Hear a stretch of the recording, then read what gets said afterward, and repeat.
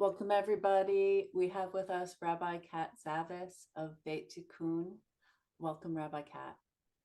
Thank you. Thank you for having me. You're welcome. Tell everybody a bit about Beit Tikkun and how you came to be working there, like what it is, Right. and also how you came to be there. Yeah. Beit Tikkun is a Jewish synagogue. We call it a synagogue without walls because we have members and participants from all over the world, actually. And so we do our services and events both online and in person. So it's now hybrid. And I came to be the rabbi at Beit Tikkun because I worked as an assistant rabbi at Beit Tikkun with the founding rabbi, Michael Lerner, and have been the rabbi since June of 2023, or around then. And so we're a congregation that does a lot of activism, and we really integrate spiritual consciousness, spirituality, and political engagement with the moral crises and issues of our time, and try to bring into our activism and into the discourse, let's say, in our society or the world, infusing both with a psycho-spiritual depth that I find lives very richly in Judaism, as it does in many, if not all, faith and spiritual traditions. Really great. And what are some examples of ways that the psycho-spiritual traditions of Judaism support your activism and the activism of your congregation? So one of the questions I think that I like to ask our community and that our community engages with is the why. Like, why are we facing this crisis of communication, let's say, this incredible division in our society and right now in the Jewish world? What is it that's fueling that? And of course, there's the external. There's the fear that's being, riled up by people and encouraged. Yeah. So there's that, but there's also our own internal psycho-spiritual needs.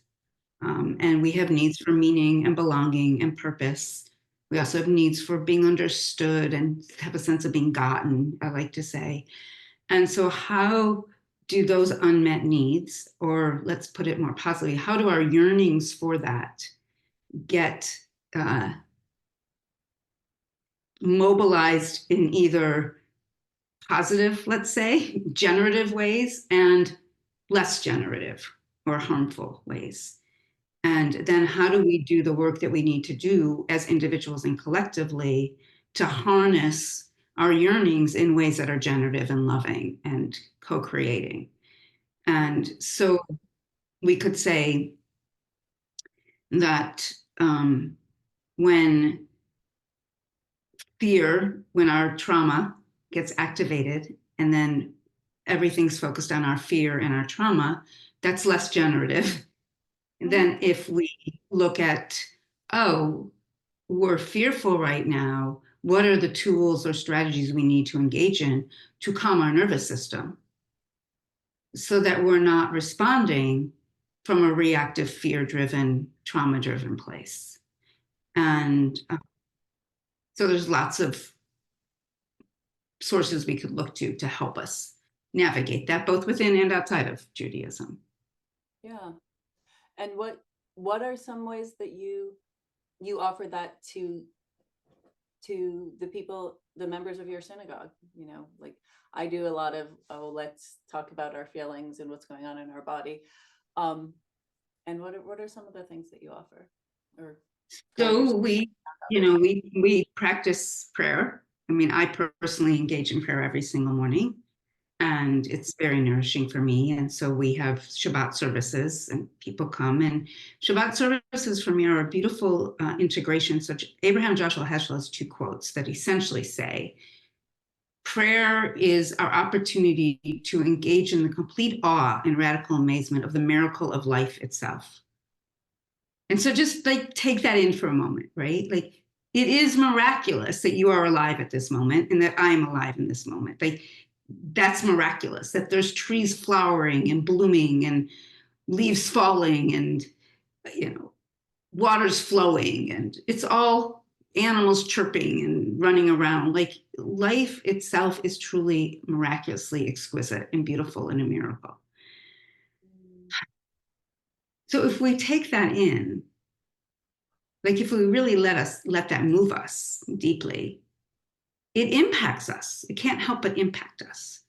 And my hope and my intention in my prayers and my leading is that it impacts us in ways that, I'll say, make us, but I don't mean make us other than like inspire us so deeply and profoundly that it, like, we have to, like, we are compelled internally to then get engaged in the world so that the liturgical movement, now this is the other quote by Abraham Joshua Heschel, becomes a revolutionary movement, a movement that overcomes the negativity. This is not his exact words because I'm not remembering and I don't have it right in front of me, although it is hanging in my living room, but that overcomes the forces that destroy, this is what he says, that overcome the forces that destroy the hope, the promise, the vision.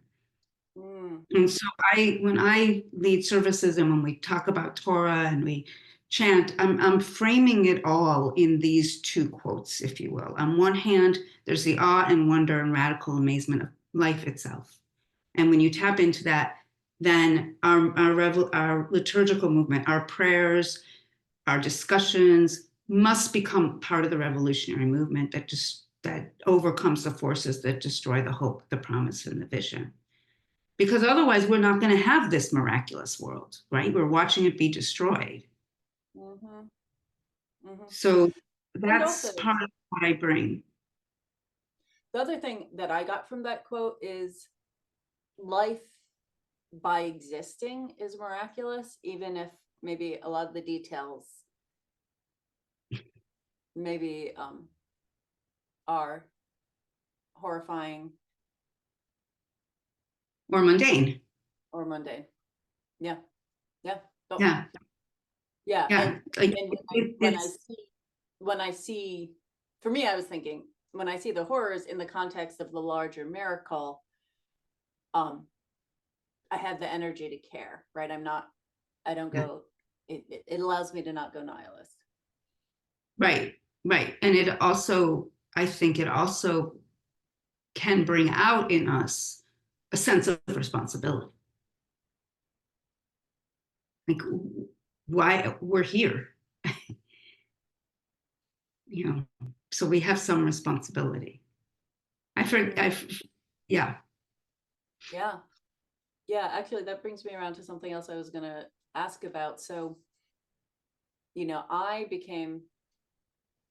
I know that part of my concern with fascism and now with genocide, a lot of it comes from being Jewish, right? There's like an extra sense of responsibility, right? Because of what we went through in the 30s and 40s, or our ancestors went through in the 30s and 40s. There's a special responsibility to prevent, similar disasters happening again.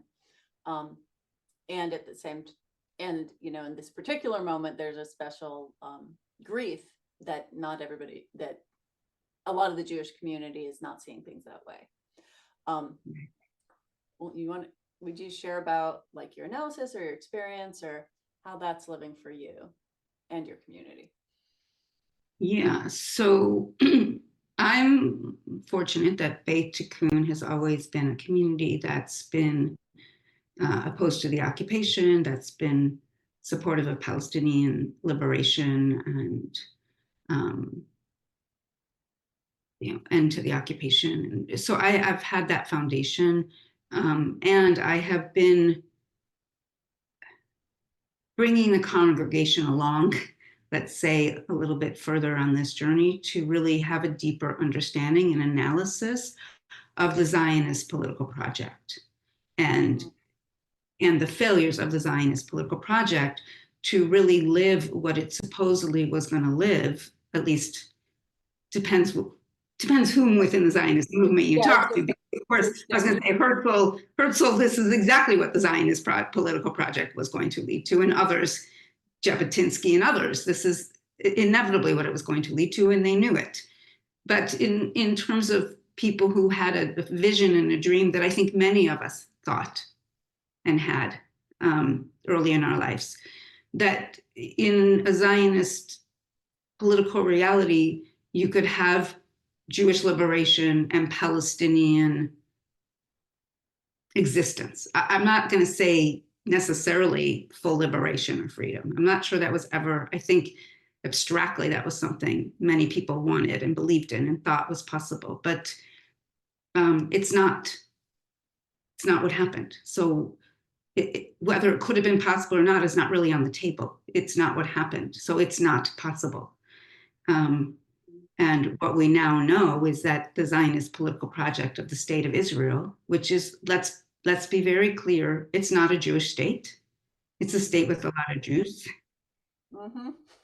And when Israel calls itself a Jewish state, it actually is a danger to Jews, both there and here, and around the world. So this nation state, this empire nation state, is enacting what empire nation states enact, which is power over and domination.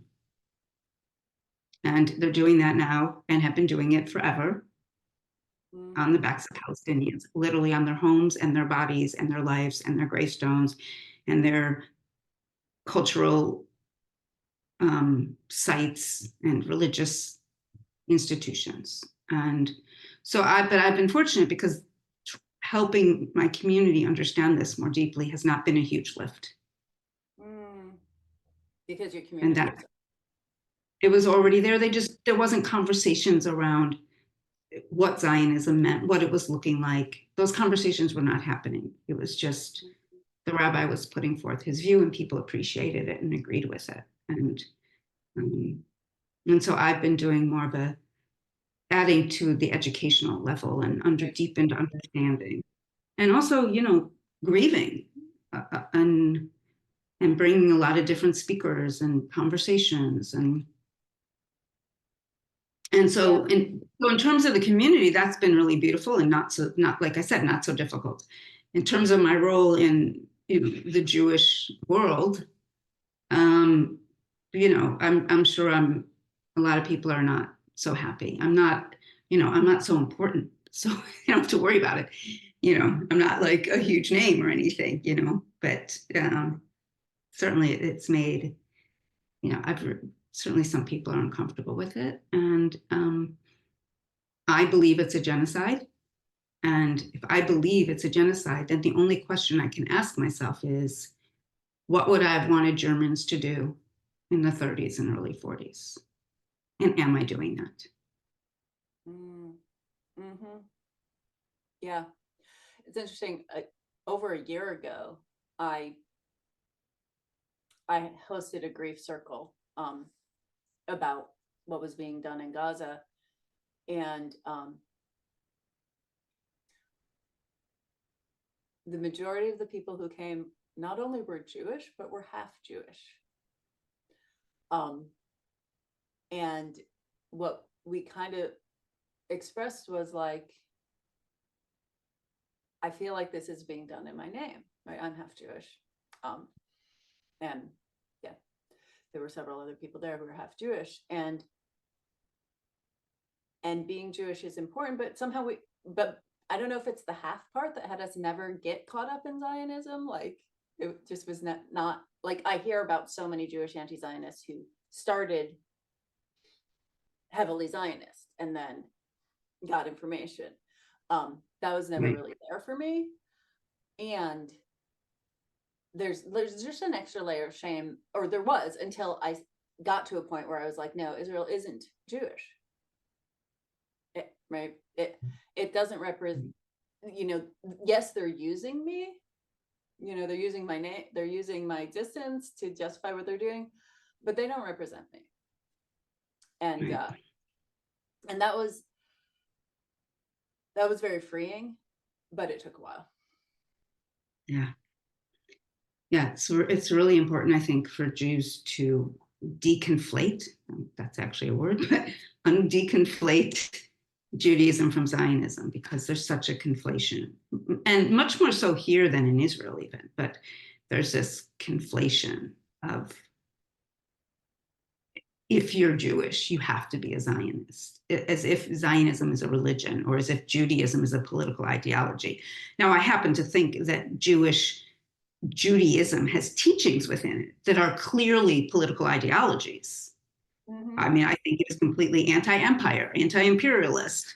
I think it's a political theology and ideology of building a world and a society where there are no needy in your land. That's right out of the Torah. Where every 50 years you redistribute wealth, right out of the Torah. Where you love the stranger, repeated 36 times in the Torah. What does that mean, to love the stranger? It literally means to take care of them, to create a just society. Yeah. So there is political ideologies contained within the Torah. And of course, you could argue Zionism as a political ideology of a state for only Jews is also contained within the Torah. But so, we can choose what we want to uplift. But if you create a Jewish society that doesn't uphold those other things that I was talking about, then eventually you'll be wiped off the land. You too will be punished, just like every other nation has been punished. So it's very clear in my understanding that And this Torah is what also says that, right? That if you do not uphold these values, you'll be wiped off the land. It's oh not yeah, just, in gory details. it's not just a political fact that we're seeing play out, but yeah. It says it in gory. I mean, this is what the prophets are prophesizing. It's not that they're prophesying about what might happen in the future. They're saying, you are not upholding these values. And so this is why we're suffering right now. Because they're prophesying when we're in exile, when people have suffered, because they didn't uphold the values of the Torah. So it has within it a political ideology, but it's a religion that has moral ethics about how to live our lives and spiritual and psychological practices to help us live our lives so we can enact, create, embody the vision of the world. That's really, in my vision, like a world of love and justice and liberation.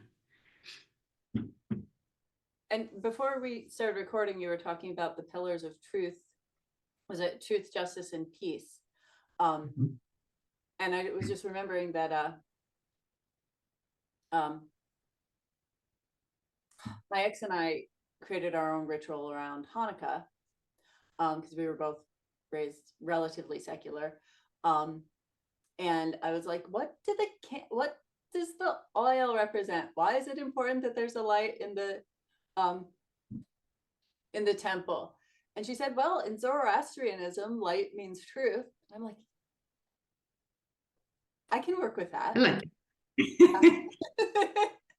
But yeah, so just tell us about truth, justice, peace, and how they're related. Yeah, and then I can say something about Hanukkah if you like, but that's a different way of understanding also. But I do love that. That's beautiful. So in the Pirkei Avot, which is the ethics of the fathers, but let's say the ancestors, but it is in fact fathers. But in this book, there's various teachings, and one of them, it's literally a book of ethical teachings. It's beautiful. And one of the teachings is that the foundation of the world rests on 3 pillars: truth, justice, and peace. So like when I was first reading this and thinking about it, I'm like, okay, that's beautiful. So there's like a triangle, right? Like 3 pillars and the world rests on it, and you need all 3. But as I've been working this year around Israel, Palestine, and interviewing people and having lots of conversations, I started to realize that you need all 3, but you need them in a particular order. You need to have an unpacked truth first, because without truth, you can't actually get to a just justice. You can't. Justice requires that we understand what we're making just. Where was the harm, the missteps, the miscalculations, the intended missteps? the unintentional missteps, the systems and structures of the society, what were those? And how do we repair and restore the society and community back to a place of shalom, a wholeness? Well, you have to know what the truth was. That's why, like, South Africa had a truth and reconciliation process, the truth. And it was so important that they gave people amnesty so they would fully speak their truth, both so people could have peace to know what happened to their family members who disappeared, but also because you can't begin to build a just society without understanding what was unjust. Mm-hmm. And the only way to understand what was unjust was to hear the truth. So you need the truth. Then we can start to look at, okay, now what does justice look like in the face of this truth? Like, let's just talk about the United States. How do we recreate a society that's truly just unless we really understand what happened with the genocide of the Native Americans, with slavery, with racial injustice, with Jim Crow, with all of the ways in which people of color have been marginalized and kept out of the economic and political systems and structures of our society for them and their communities. Yeah, actually stolen from and then kept from getting anything right back. Yeah. So we have to really understand the laws and the way the system worked and the efforts by people in power to purposefully divide and conquer Black people from working class and poor white people, and all of these things that we've started to understand. Once we understand that, then we can start to really unpack what justice looks like. And now I'd say in the United States, some of us understand that, and we're not really implementing justice. Right? We're not really talking about real restoration, real reparations, real repair, real restructuring of our society, because that's scary and hard. I mean, how many of us are really willing to give up some of our comforts so that everyone else has comforts? Right? I mean, none of us are going to do it until we know the society's doing it, probably, or few of us are going to do it. So then we create justice. And once there's real justice, then we can get to peace.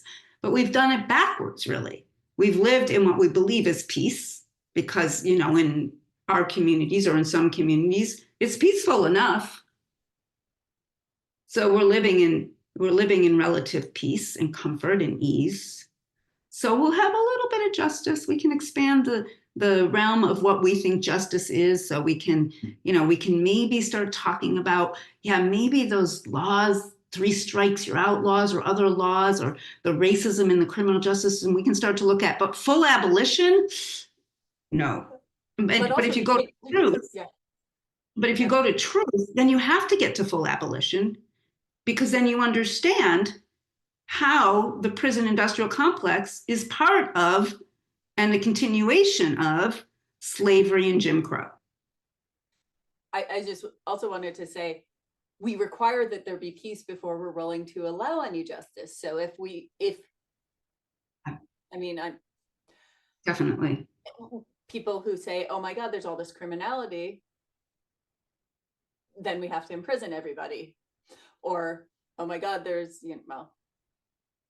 right. But if we understand the quote unquote criminality, right? I'm going to put that in quotes because if we understand it as a consequence of an unjust system and started to define it as that rather than as a disruption of peace, and then we look at it as, oh wait, but how did this happen?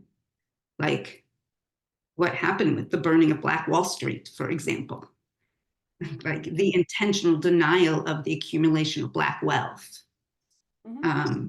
Then we can look at it and understand it in a completely different context. So that's how I think about it. That's a super powerful framework. Thank you. All right, we've got about 5 minutes, so I'm going to ask 2 questions I always ask at the end. One is, what can you tell people who are trying to get in touch with their purpose, or at least what is theirs to do in making a difference in the world? I like to tell people to sit in quiet or go into the woods and talk, cry, sing, ask for guidance. And also ask what makes you light up. So, and I don't mean light up like, oh, watching football games make me light up, because I don't like that might like may make you light up in certain ways, but I'm not talking about that. I'm like literally like get back to the Heschel quote, the miraculousness of your life. Mm. It's not just the miraculous of life, it's the miraculousness of your life. So if you're a miracle, which you are, which each of us are, if you're actually a miracle and you're here, this is the only manifestation of you. And whether we believe in reincarnation or not, this incarnation of you is it.